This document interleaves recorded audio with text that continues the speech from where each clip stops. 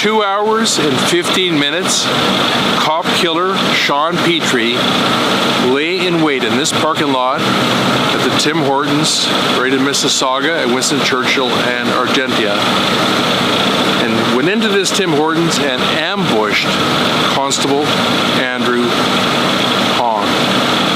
Now, the big question is, why did he do it? Now, the Toronto Police is wondering this, but this investigation is being done by Peel and Halton Police, and also Hamilton.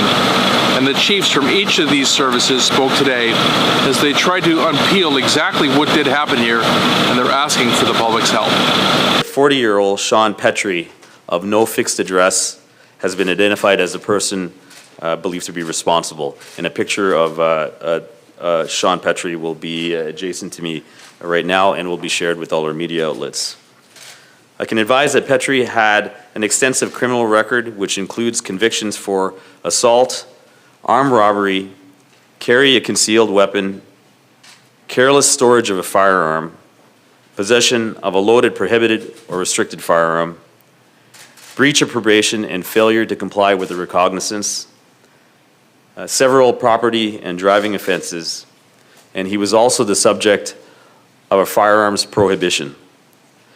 I can advise that in March 2007, he was placed on the national flagging system after being deemed a high risk to reoffend for an offense which occurred in 2005. At this point, I believe the motive was that he was a uniform officer and he was deliberately targeted.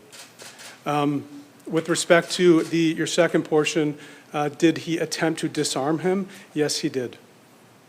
Acknowledge the suspect did work at the auto body shop for a short period of time, and we have heard rumors of threats, but have not got evidence of that as of yet, so that will be a part of our investigation. 30 our police officers, the Hamilton Police, alongside with the Halton Regional Police, had an interaction with a male in the cemetery off York Boulevard.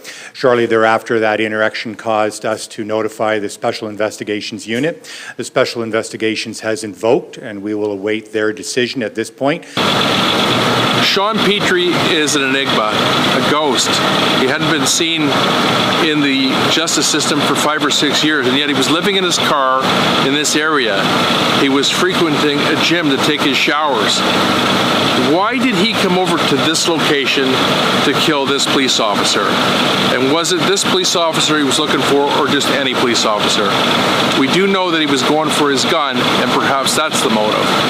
There's a lot of questions here that need to be answered, and they're working on it, and maybe one day they'll be able to tell his family and the other families that also were affected by this horrible crime. The reason that everyone wants to know is why. With Jack Boland out at this murder scene, Joe Warmington, Toronto Sun.